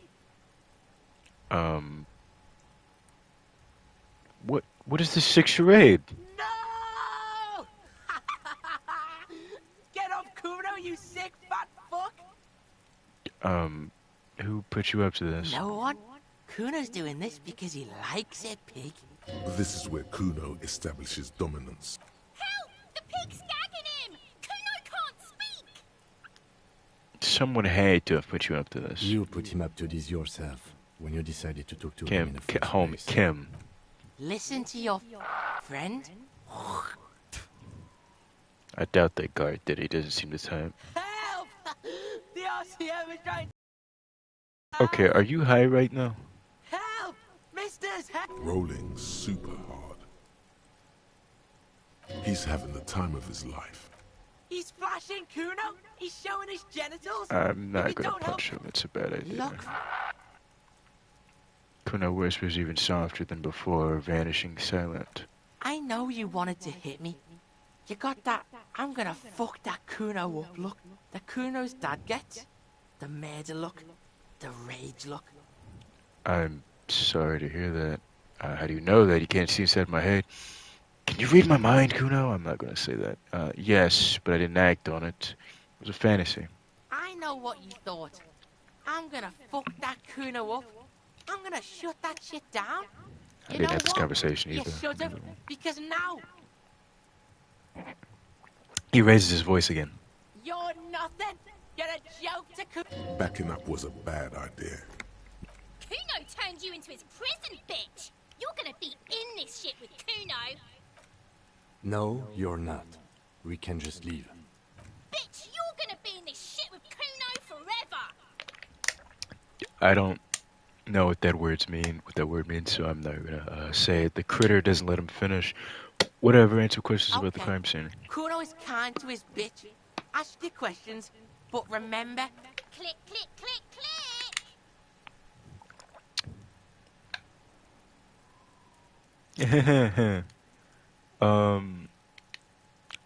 I can try. Why not? It's not Kuno. It's Kuno S. Interesting. How? Kuno S is by far the worst of the two. Didn't expect this Kuno to has succeed no on that. problem being near you, but the other hides behind the fence, afraid for her life, like she's done something very bad. She came up with that psychopathic scheme of screaming for help before. Kuno just wanted to talk to you about his name. Kuno S was the one who wound him up and directed him. You're very All smart, in all, Empathy. Kuno respects madness. You cannot hope to outdo her on that front. You must win yourself a few minutes with him alone. Hey, kid, Kuno, come over here. Psst. fuck you whispering about? He whispers back. He's whispering too.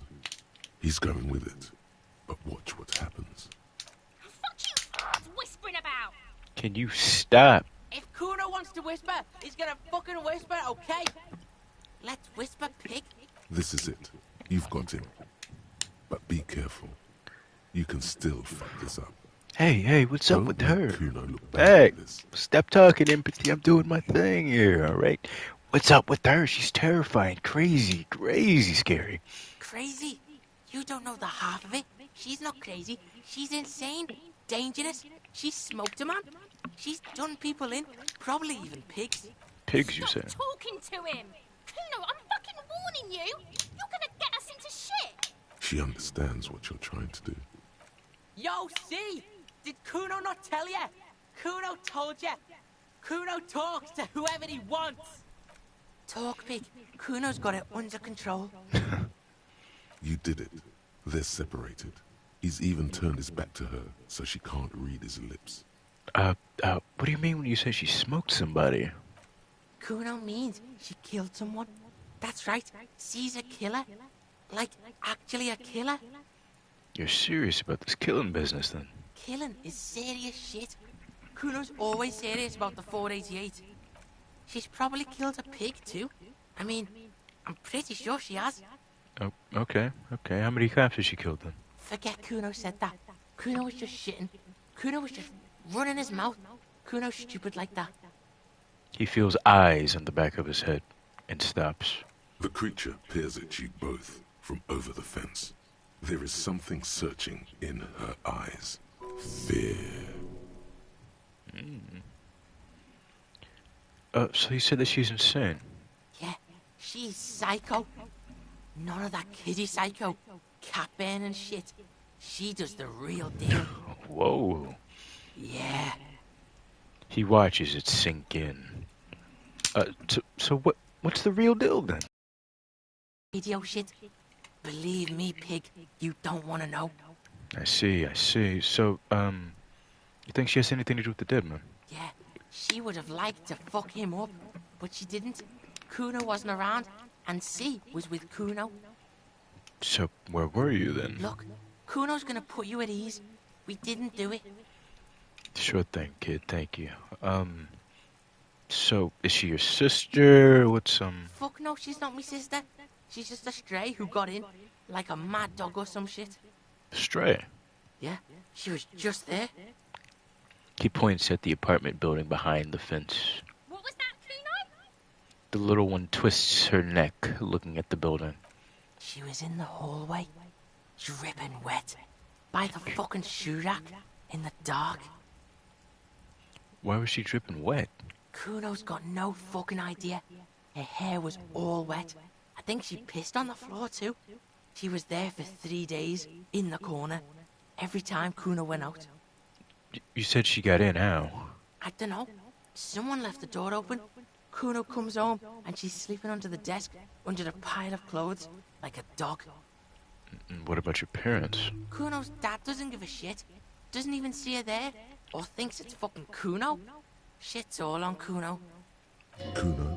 Kuno S, two of a kind. So, why is she called Kuno S then? Because she fucking looks like Kuno.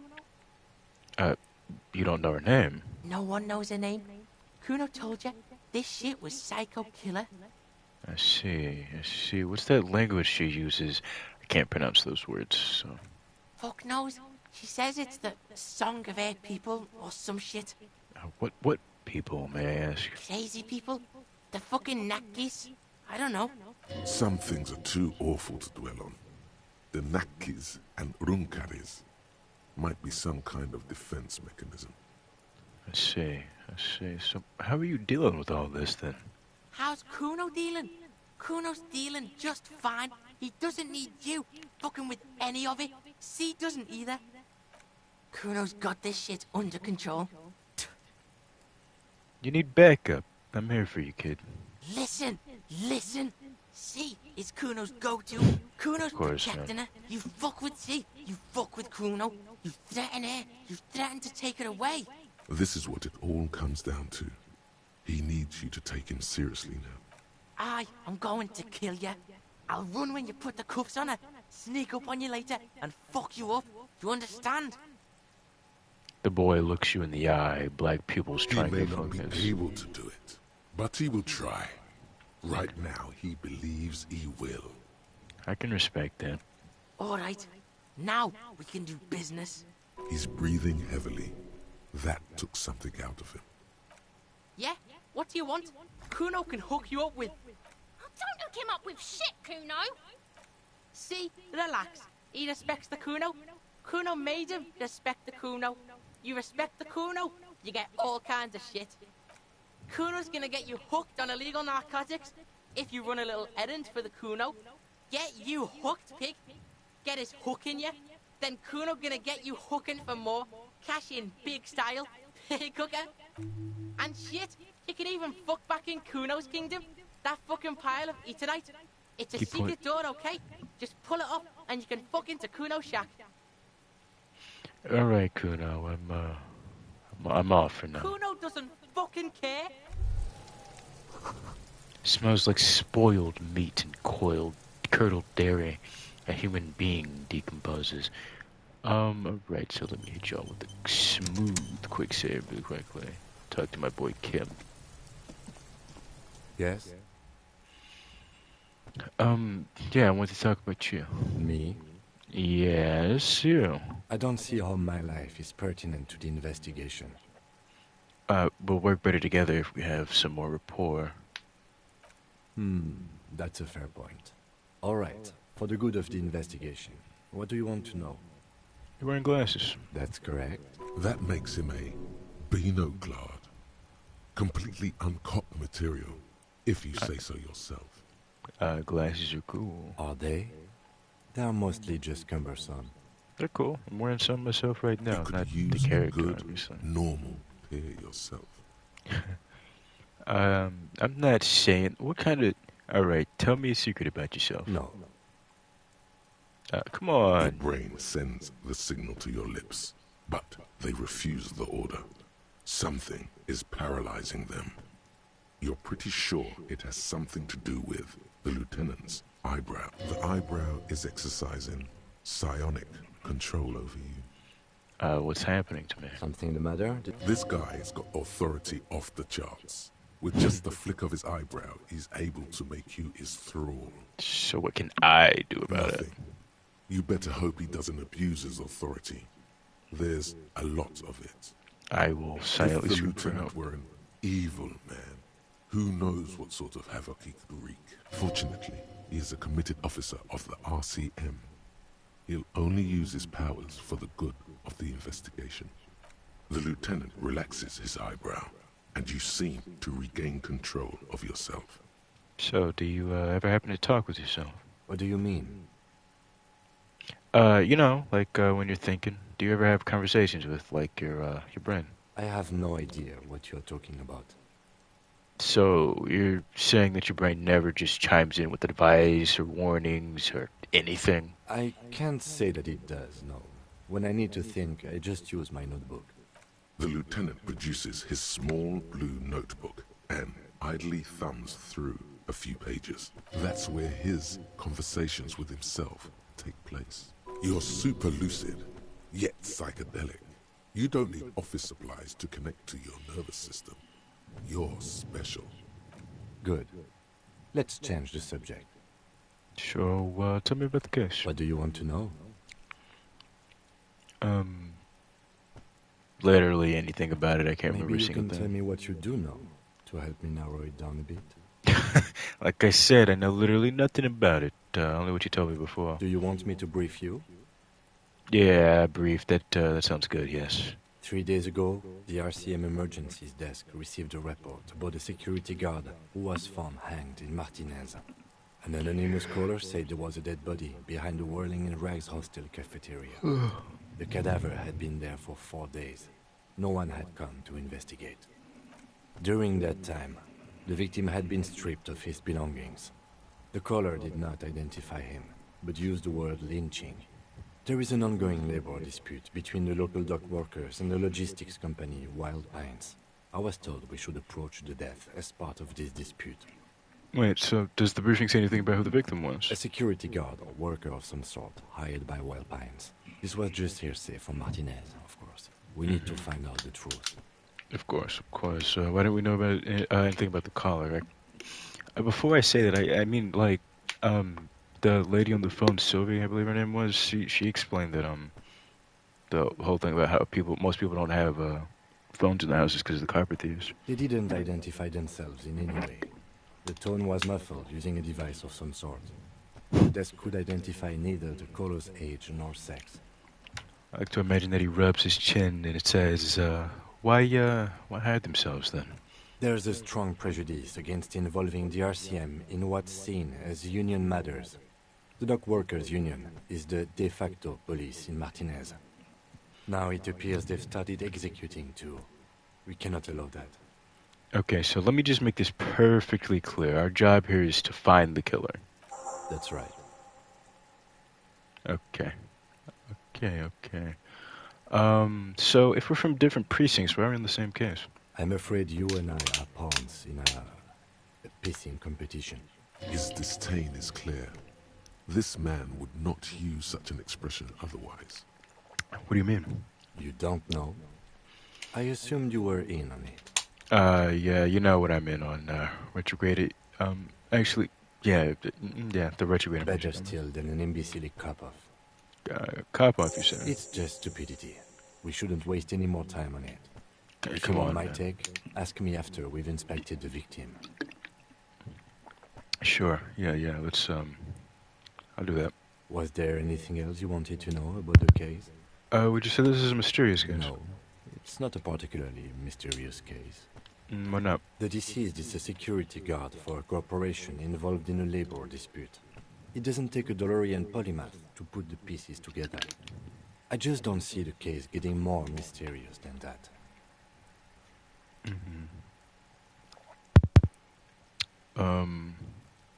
Okay, so the case probably isn't mysterious, but it could be sexy. There was some interest in this case at least. Cut this boring stuff off immediately. You Controller, sorry this about case that. is about.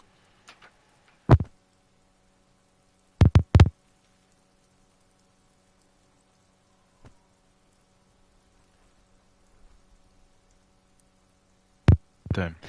Okay, alright, I guess that settles it then. Excellent. Was there anything else? No, I'd say that I have everything I need for now. Good. The lieutenant nods. Okay, alright. Let's go look at this corpse. Let's look at this first, actually. No, not Kim. The thing. This kid's ladder is rickety, but still climbable. Someone is trying to grow herbs in this greenhouse. I'll look at the body in a second. Ooh, money and magnesium. 20 cents. You got 20 cents. The guy called him cents. I really don't like that I have to be in a specific place. The winch mechanism has been oxidizing for some years. The pile of Eternite looks stranger now that Kuno told you about his pad. Why am I looking at this pile of roofing material? Because, unless Kuno lied, you should just be able to pull the panels aside. And then there I it do. is. You see a shabby little door.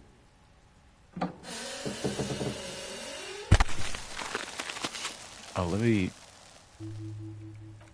hold on. So this is the shack Kuno mentioned. Let's take a look inside now. I'm gonna hit y'all with another quick save. I don't plan on streaming for too much longer. I'm gonna go in here, look around in here, then I'm gonna go to the body, examine that, and then we can pick up the next time I stream, unless I decide to continue on with The Walking Dead in the next stream, and then the next time you see this game, then that's the next time you see this game. An empty tube of magnesium, the magnesium supplement. A silver plate with traces of bone yellow Be powder. still, my beating heart. It's amphetamine. Sweet amphetamine. The lieutenant isn't studying the powder in the mirror. He's studying you. Someone's taking narcotics here. Perhaps the police should interfere. Perhaps not.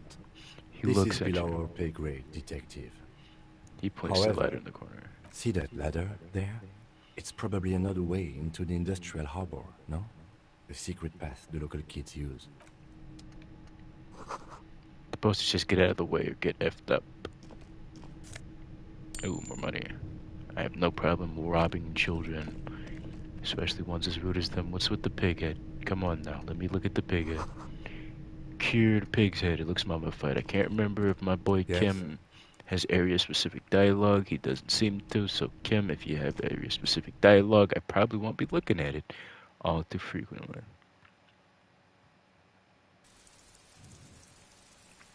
Don't be afraid to say weird things to people. People are more forgiving of persons of power, like police officers. There was a coat up here.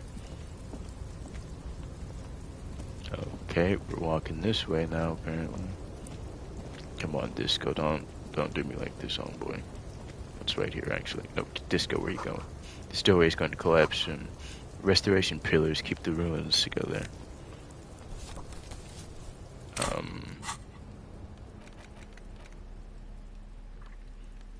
It's a coupon. That's a Grand Curon. This postcard looks like it depicts an ill-advised residential area overlooking the Jamrock Quarter, 13-story built. The Jamrock Quarter, sorry, 13-story buildings line the hillside like these sarcophagi, like sarcophagi.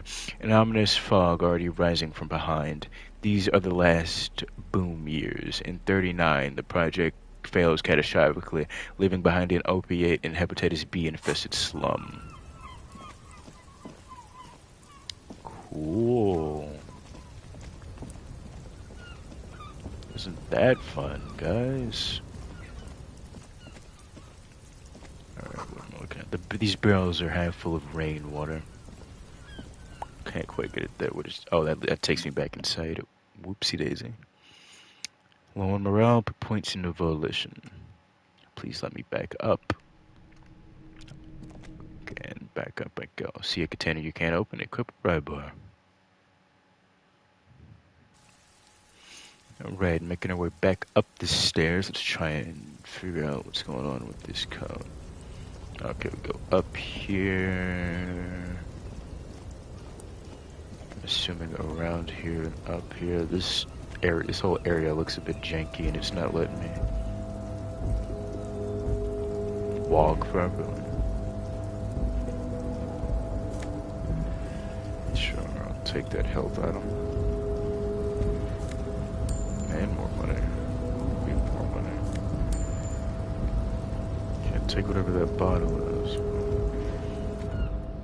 It's quick saving because I remember what happened the last time I came up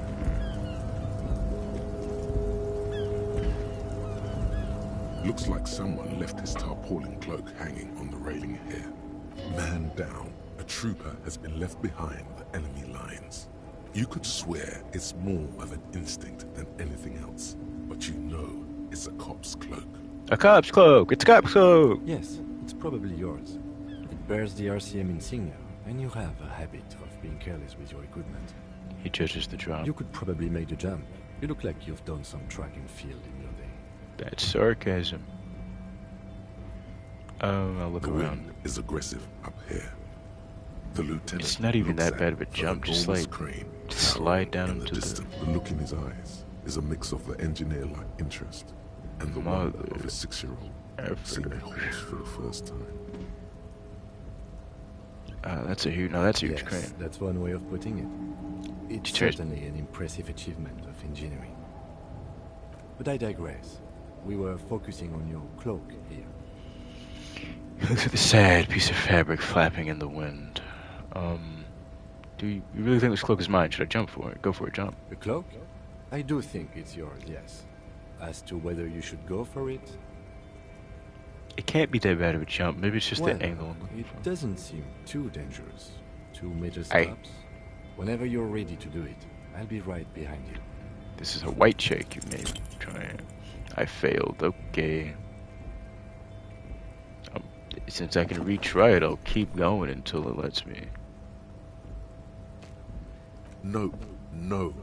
That's still too high. Right, I can't do it right now. You're not a gymnast. Sure.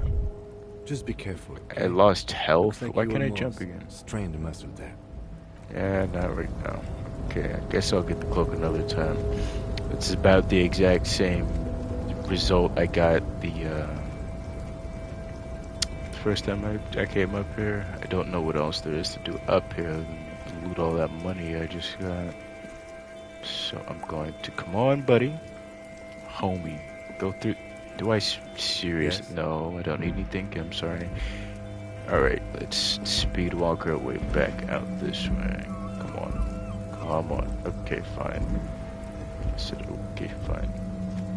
You're telling me you couldn't get, like... Up on... I didn't do that. You're telling me you couldn't get on Kim's shoulders, right? Grab it from up there. Low on health, but points into endurance. I don't think I will. Not right now.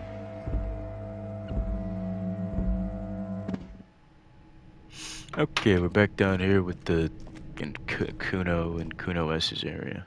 Pick dialogue options that begin with hold on or wait to gain additional information before the conversation moves on. Sure, I can do that. I can try to at least. Alright, let's make. Oh, what's this? There are several footprints in the mud, left by work boots. Anywhere from 6 to 12 pairs have walked here. Heavy workers' boots with reinforced toes and hobnails, all over the yard. Do I have any points I can put into, like, perception or whatever? What did I need for this? I probably should have read that. No, don't go talk to Kuno. I don't like Kuno all that much. There are several footprints in the mud. Calculus, apparently. Okay, where's the calculus skill? Visual calculus. I can't level it up. Okay, well, let's take this gambit. Heavy workers' boots with reinforced toes. What do you think you are? A super detective? Yeah, I'm sure if I was the smarty pants, I could have done this. The corpse looks at you with bulging white eyes. The face around them does not look human. It's swollen and ready to burst. His lips are fish-like and his tongue like a ball gag in his mouth. You seem to be holding your breath. I'll look down. A cargo belt twists his neck at an unnatural angle. The body below appears stiff. It's letting out an ungodly rot. The smell seeps in, even through your clenched nostrils. God, what is that? Why is it so bad? Active decay. It's okay to throw up, officer. No one is judging. He's about to blow! Cop's gonna blow, Kuno! Let's get straight. The smell is repulsive. It pushes in from your mouth, more instant and more familiar than anything you expected. More fever than odor.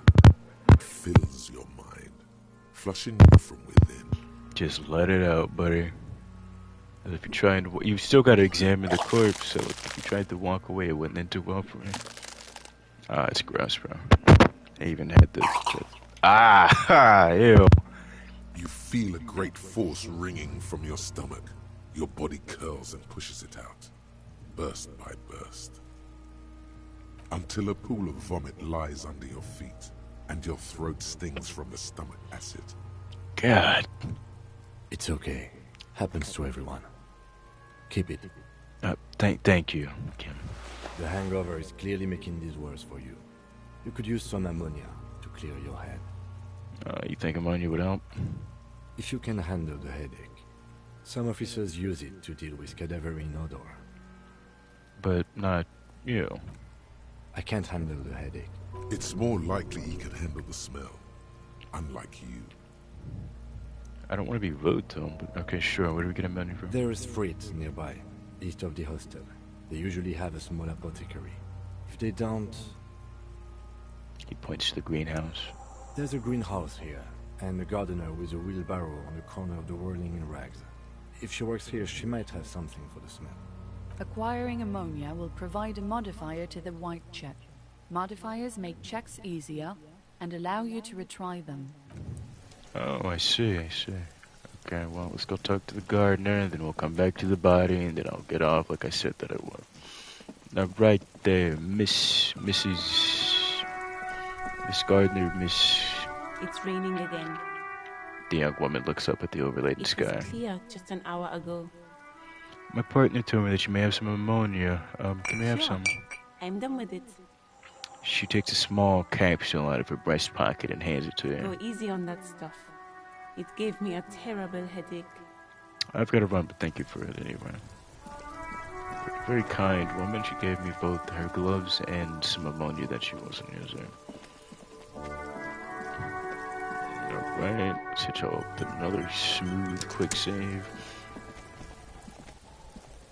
There he still is, looking right through you with his white eyes.